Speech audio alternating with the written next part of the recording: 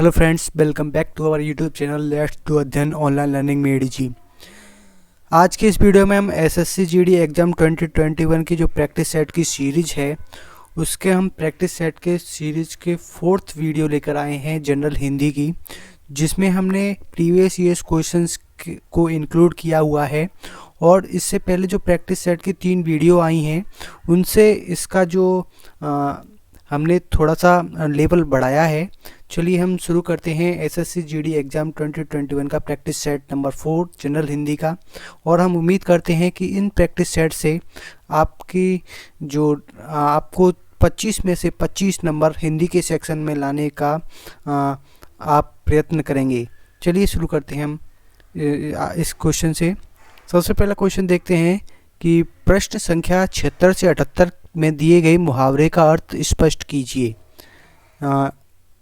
इसका पहला क्वेश्चन है अंतर के पट खोलना। क्या है? अंतर के पट खोलना। ऑप्शन देख लेते हैं कि प्रशंसा करना, भेद खोलना, विवेक से काम लेना और अपमानित करना। तो इसका जो करेक्ट ऑप्शन है ऑप्शन नंबर सी, विवेक से काम लेना। अगला क्वेश्चन देखते हैं। अगला क्वेश्चन क्या है कि मंत्र फूंकना। इसके ऑप्शन देख लेते हैं। वशीकरण करना, प्रभाव दिखाना, क्रोध शांत होना और बहका देना। तो इसका जो करेक्ट ऑप्शन है ऑप्शन नंबर ए, वशीकरण करना। अगला क्वेश्चन देखते हैं। अगला क्वेश्चन क्या है कि लंगोटी में फाग खेलना। क्या है? लंगोटी में फाग खेलना। फाग खेलने का मतलब होता है होली खेलना या फिर आनंद मनाना, यही है। तो फिर ऑप्शन देख लेते हैं। मांगलिक कार्य करना, तपस्या करना, दरिद्रता में आनंद मनाना और मौज करना। तो लंगोटी में फाग खेलने का मतलब होता है, इसका correct option option number C, दरिद्रता में आनंद मनाना। अगला क्वेश्चन देखते हैं। ये काफ़ी इंपॉर्टेंट क्वेश्चन है और हमारे जो प्रीवियस जो हमने प्रैक्टिस सेट 3 दे रखे हैं उनको भी कर लीजिएगा और हमारे चैनल को सब्सक्राइब करना मत भूलिएगा। अगला क्वेश्चन देखते हैं कि सूर्योदय शब्द में कौन सी संधि है, ये बतानी है हमें। तो सबसे पहले देखते हैं विसर्ग संधि। ऑप्शन है इसके विसर्ग। सूर्योदय के जो संधि होती है वो देख लेते हैं पहले। सूर्योदय के जो संधि होती है वो होती है सूर्य प्लस उदय। क्या होती है? सूर्य प्लस उदय। इसमें कौन सी मात्रा है? छोटे ओ की। छोटे ओ की मात्रा किस में आती है? अ प्लस ओ। क्या बनता है? अ प्लस उ। क्या बनता है? छोटा ओ। तो ये किस में आती है? गुण संधि में। तो इसका जो करेक्ट ऑप्शन है ऑप्शन नंबर डी, कौन से है? गुण संधि। ठीक है। और दीर्घ संधि में क्या होता है? अ आ इ ई, ये होते हैं जो दीर्घ संधि में होते हैं। तो अगला क्वेश्चन देखते हैं कि सरोज शब्द का सही संधि विच्छेद करना है हमें। तो सरोज अगर हम गुण संधि की तरह जैसे इसमें भी देखें, जिसमें भी ओ आ रहा है तो ये गुण संधि है, बिल्कुल नहीं। अगर हम इसका गुण संधि के हिसाब से संधि विच्छेद करेंगे तो क्या हो जाएगा? सर प्लस ओज। तो सर तो एक अंग्रेजी का वाक्य है तो इसका तो कोई अर्थ निकल ही नहीं रहा। तो इसलिए ऑप्शंस देख लेते हैं। स प्लस रोज, ये कोई मतलब नहीं निकल रहा। सरह प्लस ज, इसका भी कोई मतलब नहीं निकल रहा। क्योंकि जो संधि विच्छेद होता है उसमें क्या होता है, अगर हम संधि विच्छेद करते हैं तो उन शब्दों का अर्थ निकलना चाहिए बराबर दोनों का। तो ऑप्शन सी देखते हैं। सरो प्लस ज, ये भी सही नहीं है, ये गुण संधि के हिसाब से, लेकिन ये सही नहीं है क्योंकि इन दोनों का अर्थ नहीं निकल रहा। ऑप्शन डी देखते हैं। सरह प्लस ओज, ठीक है, इनका अर्थ निकल रहा है। तो ये कौन सी संधि है? इसे क्योंकि यहाँ पे विसर्ग लगा हुआ है, इसमें कौन सी संधि है? विसर्ग संधि है। तो इसका जो करेक्ट ऑप्शन है ऑप्शन नंबर डी, सरह प्लस ओज। ठीक है। अगला क्वेश्चन देखते हैं कि जगन्नाथ शब्द में सही संधि है। जगन्नाथ शब्द में संधि कौन सी है? तो फिर अगर जगन्नाथ का हम संधि विच्छेद करें तो क्या होता है? जगत प्लस नाथ, त होगा वो आधा होगा। तो इसमें जो संधि होती है जगन्नाथ की, जैसे विसर्ग संधि, विसर्ग तो नहीं आएगा जगन्नाथ में, स्वर संधि भी नहीं है। तो इसका जो करेक्ट ऑप्शन होगा ऑप्शन नंबर सी, व्यंजन संधि, क्योंकि जो ना है वो ता में बदल जाता है। ठीक है। अगला क्वेश्चन की ओर मूव करते हैं। अगला क्वेश्चन क्या है हमारा कि सदाचार शब्द में उपसर्ग क्या है, ये बताना है हमें। तो जो ऑप्शन पढ़ लेते हैं। सत, आ, या फिर अव, या फिर सद। क्योंकि अगर सदाचार का देखें तो क्या होता है, अगर संधि विच्छेद करके देखें, वैसे तो उपसर्ग पूछ रहा है लेकिन अगर संधि विच्छेद करके देखें तो क्या हो जाएगा? सत प्लस आचार, आचार क्या हो जाएगा? सत प्लस आचार। ठीक है। तो सत जो उपसर्ग होता है उसमें क्या है? सत। क्या है? सत उपसर्ग है इसमें। ठीक है। अगला क्वेश्चन की ओर मूव करते हैं। अगला क्वेश्चन क्या है हमारा कि सजावट शब्द में प्रत्यय बताइए। इसमें उपसर्ग पूछ रहा था 82 वाले में, और 83 वाले में प्रत्यय बताना है। ठीक है, तो सजावट में जो इसका प्रत्यय होगा ऑप्शन देख लेते हैं, आव, आवट, आहट और ट। तो इसका जो करेक्ट ऑप्शन है ऑप्शन नंबर बी, आवट। ठीक है, ये इसका प्रत्यय है। अगला क्वेश्चन देखते हैं, जैसे कि सजावट हो गया, बनावट हो गया, ये क्या है, प्रत्यय है। अगला क्वेश्चन देखते हैं कि निम्नलिखित में से कौन सा शब्द पुल्लिंग है। तो हमें पुल्लिंग बताना है। तो आय, व्यय, नहर और लहर, ये सब, आय क्या है, स्त्रीलिंग है, नहर भी स्त्रीलिंग है और लहर भी स्त्रीलिंग है, लेकिन जो व्यय है वो क्या है, पुल्लिंग है। ठीक है, अगले क्वेश्चन की रिमूव करते हैं। अगला क्वेश्चन क्या है हमारा कि निम्नलिखित में से कौन सा स्त्रीलिंग है, इसमें स्त्रीलिंग शब्द बताना है हमें।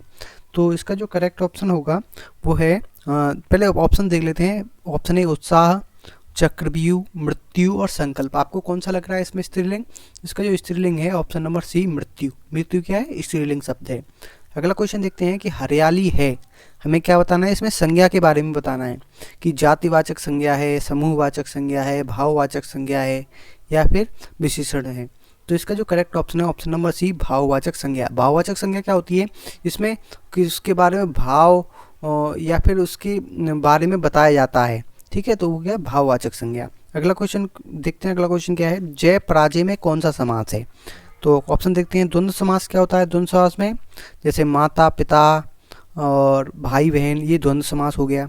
कर्मधारय समास में क्या होता है, कर्मधारय समास में प्रथम जो भाग वो होता है पद, वो विशेषण होता है, दूसरा विशेष्य होता है। द्विगु समास में क्या होता है, संख्यावाची प्रथम पद और दूसरा पद प्रधान होता है। तत्पुरुष समास में भी ऐसे ही होता है। लेकिन जो इसका जो जय और पराजय, जय पराजय यानी जय और पराजय, तो इसका जो करेक्ट ऑप्शन है ऑप्शन नंबर ए, द्वंद्व समास। अगला क्वेश्चन क्यों रिमूव करते हैं। अगला क्वेश्चन क्या है हमारा कि पीताम्बर, पीत है अंबर जिसका, वह अर्थात विष्णु, इसे कौन सा समास कहेंगे।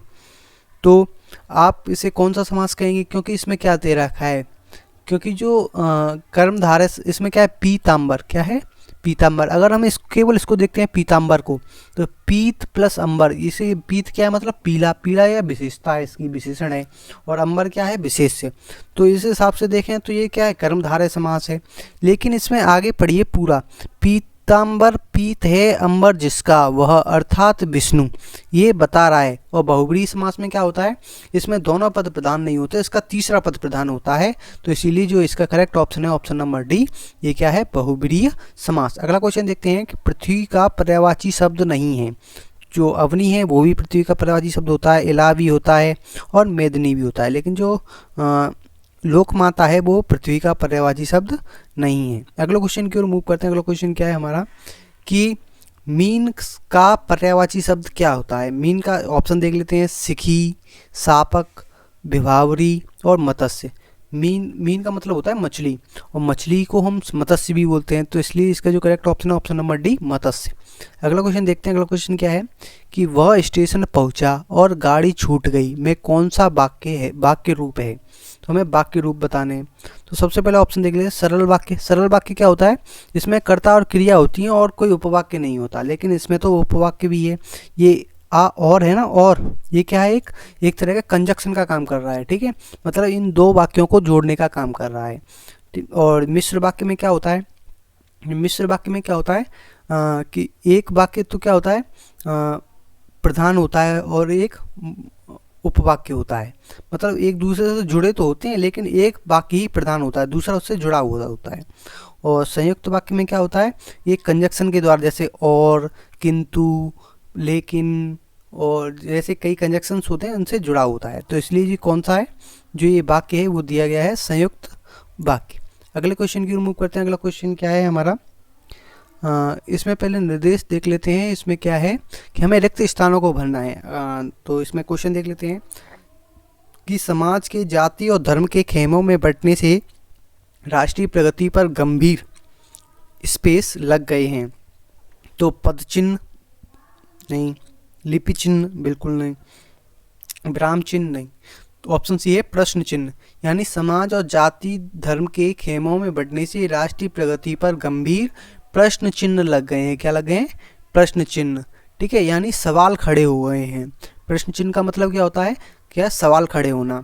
अगला क्वेश्चन देखते हैं कि केवल पुस्तकीय ज्ञान छात्रों की मौलिक प्रतिभाओं का स्पेस नहीं कर सकता। तो कैसे क्या है, केवल पुस्तकीय ज्ञान छात्रों की मौलिक प्रतिभाओं को प्रकट नहीं कर सकता, या फिर उत्पन्न नहीं कर सकता, या फिर दिखा नहीं सकता हमें। तो ऑप्शन पढ़ लेते हैं, अमर्ष, उन्मेष, पीयूष और प्रत्यूष। तो उन्मेष का मतलब होता है खिलना या फिर दिखाना, प्रकट होना। तो इसका जो करेक्ट ऑप्शन होगा ऑप्शन नंबर बी, केवल पुस्तकीय ज्ञान छात्रों की मौलिक प्रतिभा का उन्मेष नहीं कर सकता। अगला क्वेश्चन देखते हैं। अगला क्वेश्चन क्या है हमारा कि वस्तुतः स्पेस मनुष्य वही है जो मानवता का आदर करता है। तो इसका जो करेक्ट ऑप्शन देख लेते हैं, जैसे यथार्थ है, चरित्रवान है, संपूर्ण है और सच्चा। कौन सा सही लग रहा है आपको? तो देखते हैं, वस्तुतः सच्चा मनुष्य वही है जो मानवता का आदर करता है। तो इसका जो करेक्ट ऑप्शन है ऑप्शन नंबर डी। अगला क्वेश्चन देखते हैं कि महात्मा बुद्ध करुणा के साक्षात स्पेस थे। तो अपरिग्रह, अनुग्रह, विग्रह और परिग्रह। तो वैसे विग्रह का अर्थ होता है मूर्ति। क्या होता है? मूर्ति यानी प्रतिमा। तो यानी महात्मा बुद्ध करुणा की साक्षात मूर्ति थे। तो ये बिल्कुल सही लग रहा है। तो इसका जो करेक्ट ऑप्शन है ऑप्शन नंबर सी, विग्रह।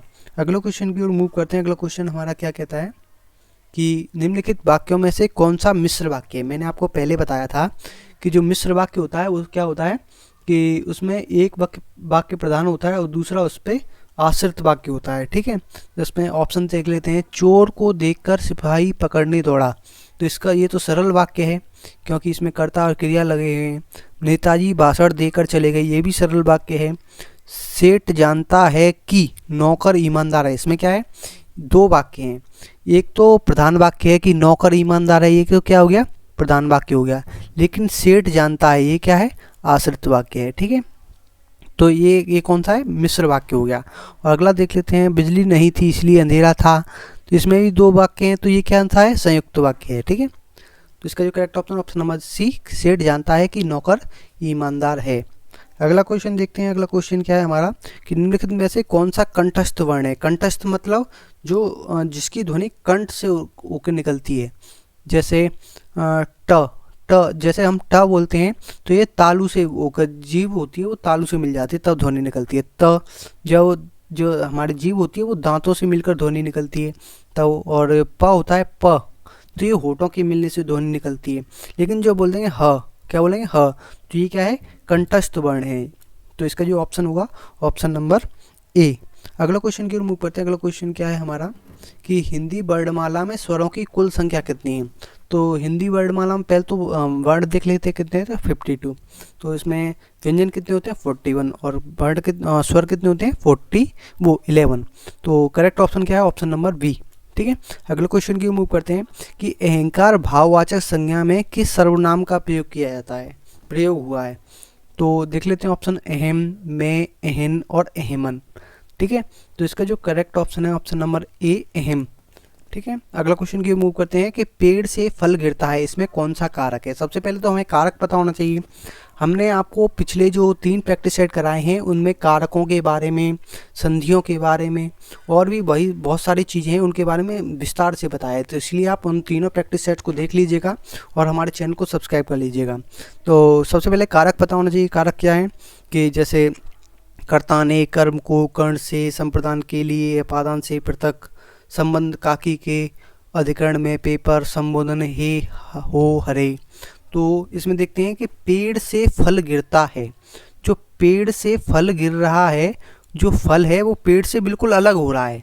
तो से कहाँ आता है, संप्रदान के लिए अपादान से पृथक, संप्रदान में भी आता है और अपादान में आता है। अपादान से पृथक मतलब अपादान बिल्कुल अलग हो जाता है। यानी जैसे पेड़ से पत्ता गिरता है और छत से ईंट गिरती है, तो ये क्या है, अपादान कारक हो गया। ठीक है, thanks for watching and don't forget to subscribe our YouTube channel let's do Adhyayan online learning में ADG। आपको अगर हमारा वीडियो अच्छा लगा हो तो सब्सक्राइब करना मत भूलिएगा और अपने राय हमें कमेंट्स में दीजिएगा, क्योंकि जब आप पेपर देकर आएँ तो हमें बताइएगा कि आपका कितना यूजफुल रहा है हमारा ये वीडियो प्रैक्टिस सेट आपके एग्जाम्स के पॉइंट ऑफ व्यू से। Thanks you for watching and don't forget to subscribe our YouTube channel. Thank you.